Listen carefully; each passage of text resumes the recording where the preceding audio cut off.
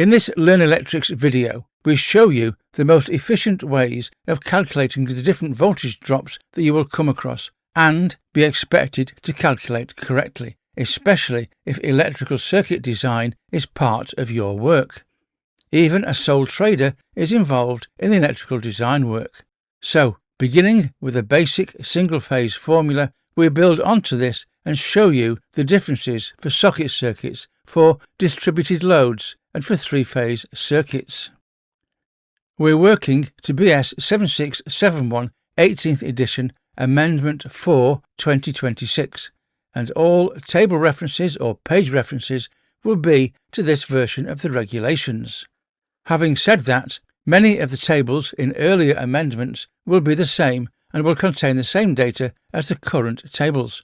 Established technical data will only change infrequently, but do check before using earlier versions of the regulations books. Voltage drop is simply the loss of voltage as electricity travels along a cable, as shown here. 230 volts at the consumer unit might only be 224 volts at the point of use. In this case, 6 volts is lost in the cable, wasted electricity that does no work but still needs to be paid for, and the load will not work at its most efficient. Longer and smaller will have more electrical resistance, and resistance causes the voltage to fall between the supply and the load. We calculate voltage drop for several reasons. First, always, is safety. Excessive voltage drop means the cable is working harder than it should, higher resistance means more heat, and an increasing potential risk of danger. And then we have performance. Some equipment will not work correctly if the voltage at the load end is too low. Equipment may run hot, electronics may fail. The wiring regulations limit how much voltage loss is acceptable. You must prove your design stays within those limits. Voltage drop isn't just nice to know, it's a practical necessity. We can affect the voltage drop by changing the length of the cable and/or by changing the size or CSA of the conductors. In brief, make the cable length longer and the resistance will increase. Shorten the length and the resistance will decrease. Make the cable CSA bigger and the resistance will decrease. Reduce the cable size and the resistance will increase. This little chart shows this. Longer and smaller, more resistance, more voltage drop. Shorter and bigger, less resistance, less voltage drop. A mixture of both, and the resistance could go either way depending on the magnitude of the changes. This is the basic voltage drop formula. Understand this and you will find that the variations on the basic formula will be easy for you to incorporate in your work. Your job will be so much easier. Let's break the formula down. What does it all mean? This formula will give you the calculated voltage drop based on the data entered into the equation. MVAM is the millivolts per amp per meter voltage drop for a specific size of cable. This data is found in tables in the regs book and the on-site guide. If we know the voltage drop per meter, we can multiply this by the actual amps and the actual length to find the actual volts drop for that specific cable. IB is the design current, the assumed maximum current for the circuit. And L is the length of the line conductor from the supply to the point of use for a radial circuit or all the way around for a ring circuit. The tables in the regs books and the on-site guide take into account the fact that there is also a neutral conductor or a second phase conductor in the case of three-phase. Lastly is the number 1000. This is a mathematical number that converts the millivolts in the equation into volts to be compared to the maximum permissible voltage drop, which is in volts. If you look in the on-site guide, page 189, you will find table F42. There are other tables in the on-site guide and in the regulations book for a variety of cable types and installation conditions, but this one suits a lot of situations. Take a moment to find it in your book and begin to understand what it's telling you. Get this right and your calculations will come out correct. This is the same millivolt table, but now shown in the regs book, and this one, found on page 484 of the big orange book, is specifically for single-phase 230-volt AC circuits. Learn to find them in both books, understand them, and become proficient at using them. What is the maximum permissible voltage drop? Take a look at Table 4AB on page 458 of the Wiring and Regulations book. For most of us, we are interested in row A, low voltage installations supplied directly from a public low voltage distribution system, in other words, the national grid. The limits are given in percentages of nominal volts, but what are the actual volts? At 230 volts, lighting-only circuits have a 3% maximum limit, which equates to 6.9 volts. For all other non-lighting circuits, it is 5%, or 11.5 volts for the same 230-volt circuit. And 400-volt limits are shown in the bottom line of the table. Let's begin by looking at a radial power circuit.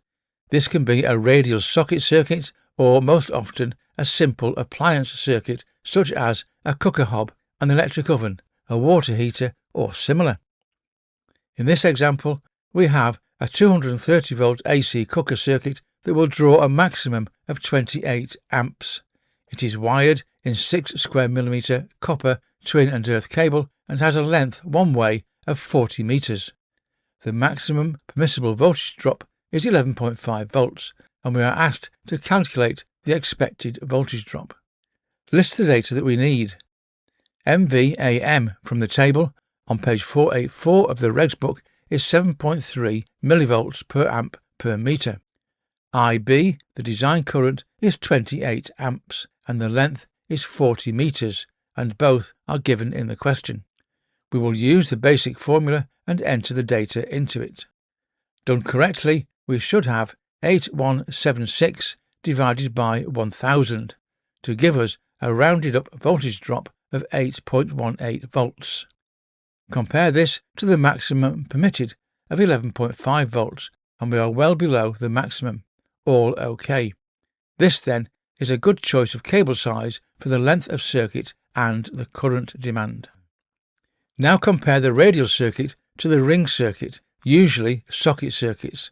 This will be a modification to the basic circuit. This time we have a 230 volt AC 32 amp ring final socket circuit that is wired in 2.5 square millimeter twin and earth cable. The design current is 32 amps because the breaker is 32 amps, and with sockets we have no control over what is plugged into the circuit. This can be anything up to 32 amps, so we assume 32 amps, the size of the breaker. And the length of the ring is 35 meters from the consumer unit back to the consumer unit.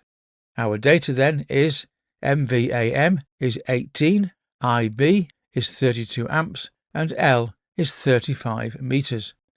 This time, the basic formula divides the upper line of the equation by 4 and by 1000. It divides it by 4000. Why? A ring is slightly different to a radial circuit. Because the cable goes there and back, in other words, from the consumer unit, out around the circuit and back to the consumer unit, and also because the current is shared between both legs, we divide by 4 and by 1000. Think of it as a quarter of what it would be if it was a radial circuit with the same data. Now we have 20160 divided by 4000 and a calculated voltage drop of just 5.04 volts, which is well below the maximum of 11.5 volts. Another good circuit. Next, we can look at a radial lighting circuit with a single point load, and the distinction matters. A single point lighting load is considered to be, obviously, a single lighting point at the end of a cable run, but also a small and closely grouped set of lamps in a small room at the end of a lengthy run. The lights in your garage might be an example of a single point load, They are all grouped at the end of the run with little distance between them. Let's look. Here we have a 230 volt AC lighting circuit to a garage, and the circuit length is 60 meters. The maximum load with all the lights turned on will not exceed 3 amps. It is wired in 1 square millimeter twin and earth cable. What is the calculated voltage drop, and compare this to the maximum permitted volts drop of 6.9 volts. Our data is MVAM is 44, IB, the design current, is 3 amps, and the length of the circuit is 60 meters. Use the basic formula unaltered. Entering the data as given, we have 7920 divided by 1000, which is a calculated voltage drop of 7.92 volts.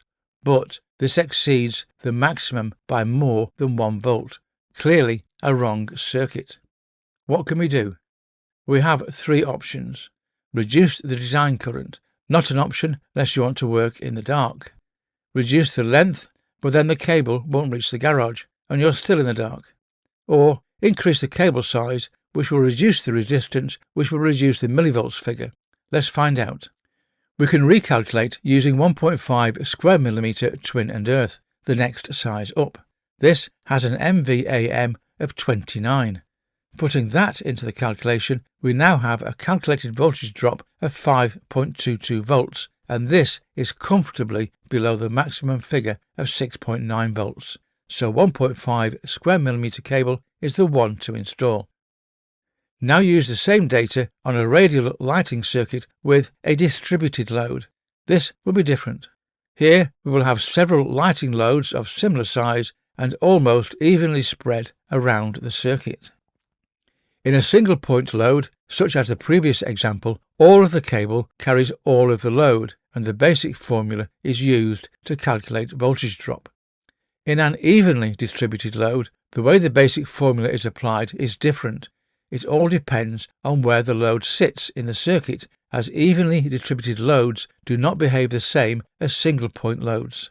If the load, the lighting points, are fairly even spread along the circuit length, we can say that the cable nearest to the origin, the consumer unit, carries the full load.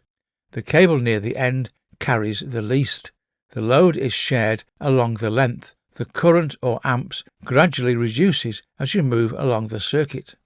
This means the first meter of cable carries all the current but is of short length. The middle cable, which will be of mean length, carries about half the current. The last meter carries almost nothing, is at the end, but has the longest length from the consumer unit. We use an effective length to the centre of the load, and for an evenly distributed load, this is halfway along the run. Do not worry about being exact. There is enough tolerance built into the tables to cater for small differences. An 80-meter distributed circuit behaves like a 40-meter circuit. This is why the voltage drop is roughly half of the single point calculation.